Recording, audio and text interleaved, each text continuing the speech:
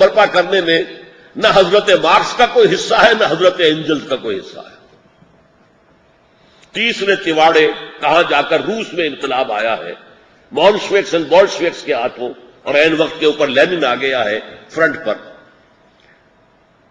تو دعوت دینے والے، فکر دینے والے اور انقلاب برپا کرنے والے اور۔ والٹیئر، روسو بے شمار صاحب قلم تھے، انہوں نے ایک فکر دیا تھا آزادی کا، حریت کا، جمہوریت کا، لیکن وہ ڈیسک ورکرز تھے، کتابیں لکھ سکتے تھے، میدان میں نہیں آ کر قیادت نہیں کر سکتے تھے۔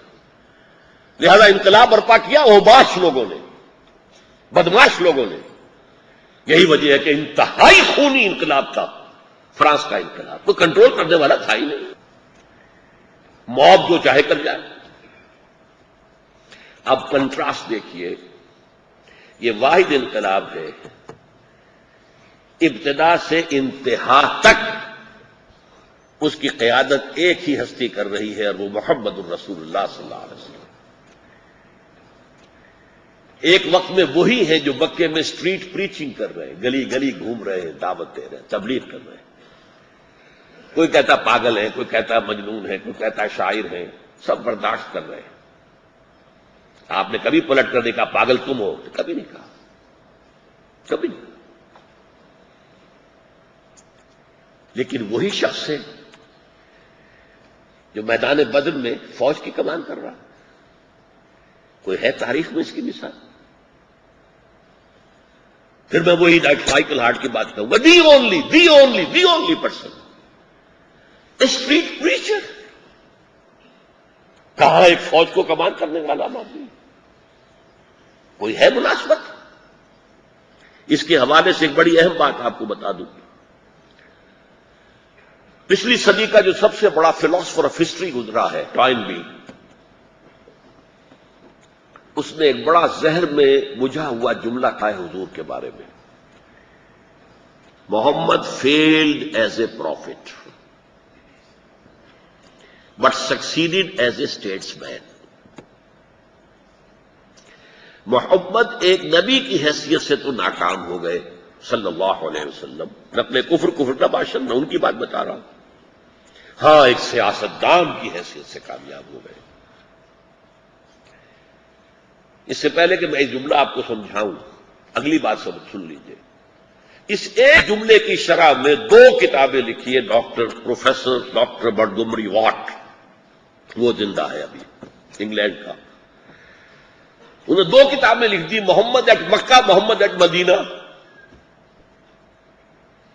بظاہر محمد ایٹ مدینہ میں اس نے حضور کے لیے تعریف کے جتنے الفاظ ممکن تھے سپرلیٹو ڈگریز کے اندر استعمال کر دیے، لیکن بباطن ایک کنٹراسٹ شو کیا ہے کہ مکے والا محمد تو کچھ اور تھا، یہ مدینے والا محمد تو کچھ اور ہے صلی اللہ علیہ وسلم۔ ان تعریفی الفاظ سے دھوکہ کھا کر ضیاء الحق مرحوم نے اس برٹگمری واٹ کو بلا لیا تھا یہاں پر چیف سپیکر کی حیثیت سے۔ مرکزی سیرت کا جو اجلاس انہوں نے شروع کیا تھا سینٹرل گورنمنٹ کے تحت جو ہوتا تھا، انہیں اندازہ ہی نہیں تھا کس سٹل انداز میں اس نے جڑ کاٹی، یہ تضاد دکھا کر محمد at Mecca, Muhammad at Medina, یہ 2 محمد ہیں، دیکھ لو، علیحدہ علیحدہ ہیں، تصویریں مختلف ہیں کی۔ بات کیا ہے؟ دیکھیے، وہ جب مکے کی زندگی کو دیکھتے ہیں حضور کی، تو اگرچہ وہ نبی نہیں مانتے، رسول نہیں مانتے، نہ ٹوائنبی مانتا ہے نہ برٹگمری واٹ مانتا، لیکن یہ ضرور مانتا ہے کہ وہ زندگی کچھ نبیوں سے مشابہ ہے۔ جیسے حضرت عیسیٰ تبلیغ کرتے گھومتے تھے، ایسے ہی محمد بھی دکھائی دے رہے ہیں۔ جیسے حضرت عیسیٰ کو بھی جو کچھ کہا گیا انہوں نے برداشت کیا، کوئی جواب نہیں دیا، محمد نے بھی نہیں دیا صلی اللہ علیہ وسلم۔ پریچنگ ہی تھی نا۔ تو یہ تو کچھ نبیوں والا نقشہ تو ہے، کیا نبی تھے یا نہیں تھے، لیکن نبیوں والا نقشہ ہے۔ یہاں تو فیل ہو گئے، یہاں سے تو جان بچا کر بھاگنا پڑا انہیں، بقول ان کے۔ وہ ہجرت کو کہتے ہیں فلائٹ، بھاگنا۔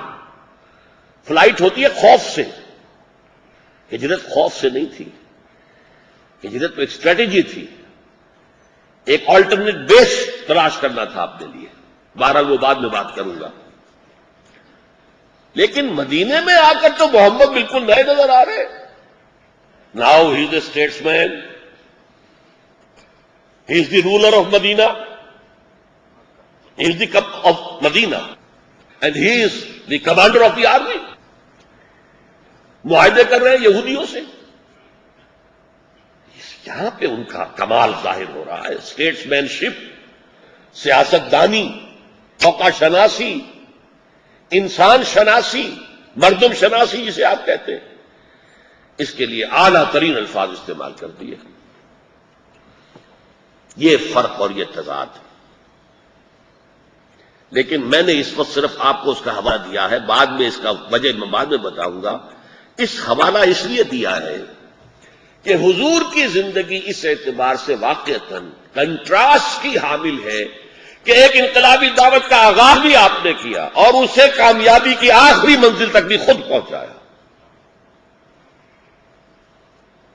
نمبر 3 یہ کہ باقی سارے ریولیوشنز جو ہیں وہ ایک ہیومن لائف کے سپین میں پورے نہیں ہوئے. فکر دینے والے دے کے مر گئے، کھپ گئے، بعد میں وہ فکر جو ہے پروان چڑھ گیا کہیں. یہاں سارا کام الف سے لے کر یہ تک ایک انسانی زندگی کے اندر مکمل ہو گیا. One life Spain, total 23 years, that's all. Beginning from the scratch and completing the revolution. یہ سارا کام ایک لائف سپین میں. میں اس سے جو نتیجہ اخذ کرتا ہوں، اب آپ سوچیے آپ بھی مجھ سے متفق ہیں کہ نہیں. اب اگر کوئی اجتماعیات کا طالب علم، سوشولوجی کا طالب علم، پولیٹیکل سائنس کا طالب علم اگر یہ چاہے کہ وہ کہیں سے اخذ کرے کہ انقلاب کا صحیح طریقہ کیا ہے دیانت کے ساتھ، تو کیا حضور کی سیرت کے علاوہ کوئی اور سورس ملے گی؟ کیا مارکس کی زندگی سے انقلاب کا طریقہ نکالا جا سکتا؟ کیا والٹیئر کی زندگی سے نکالا جا سکتا؟ کیا لینن کی زندگی مکمل نقشہ پیش کر سکتی ہے؟ ایک ہی سورس ہے اور وہ ہے دی سیرہ آف دی پروفٹ صلی اللہ علیہ وسلم. یہاں مجھے ذرا یاد آ گیا، ابھی پچھلے دنوں آپ نے سنا ہوگا کہ کچھ 9-10 پروفیسر حضرات آئے تھے پاکستان. ایک انگلینڈ سے تھے، ایک ترکی سے تھے، باقی 8 کے قریب امریکہ سے تھے. پروفیسرز تھے مختلف فیلڈز کے، ڈینز بھی تھے. میرے ساتھ ایک راؤنڈ ٹیبل کے لیے، راؤنڈ ٹیبل ود ڈاکٹر اسرار، یعنی وہ آئے تھے میرے خیالات اور میرے نظریات کو جانچنے کے لیے، پرکھنے کے لیے. 3 دن ان کا یہاں قیام رہا اور 6 گھنٹے کی میری تقریریں ہوئیں. 1-1 گھنٹہ تقریر، 1-1 گھنٹہ اس پر پھر ان کی طرف سے جرح اور جواب. ان میں ایک شخص تھا جو انگلینڈ سے آیا تھا، ڈاکٹر راجر وان زوئنبرگ، اور یہ مالک ہے پلوٹو پریس کا، لندن میں ہے. میں جب بیان کر رہا تھا پروسیس آف ریولیوشن، وہ بہت ایکسائٹڈ. بعد میں مجھے معلوم ہوا کہ وہ ایک مارکسسٹ ہے، پکا کمیونسٹ فکری اعتبار سے. وہ بار بار کہتا تھا دس از لینن، کہ ڈاکٹر صاحب جو کچھ آپ کہہ رہے ہیں یہی لینن نے کہا ہے. پھر again this is what Lenin said, یہ تو وہی بات ہے جو لینن نے کہی تھی. I said to him, brother, I have never read even a single word of Lenin. میں نے آج تک لینن کی تحریر کا کوئی ایک لفظ بھی نہیں پڑھا. جو کچھ میں کہہ رہا ہوں میرا سورس صرف سیرت محمدی ہے صلی اللہ علیہ وسلم. تو میں نے جس طریقے سے وہاں بیان کیا تھا، مجھے خیال ہوا کہ اسی طور سے میں اگر بیان کروں تو شاید ہمارے لوگوں کو بھی فائدہ ہو جائے. وہ طور کیا تھا؟ وہ طریقہ یہ تھا کہ پہلے میں نے ایک اسکیلیٹن پیش کیا، process of revolution as I have derived from the life of Muhammad صلی اللہ علیہ وسلم. لیکن کوئی اسلامی اصطلاح استعمال نہیں کی، نہ سیرت کا کوئی واقعہ کوٹ کیا. ڈرائیو وہاں سے کیا ہے لیکن ماڈرن ٹرمینالوجی میں اس کو واضح کیا.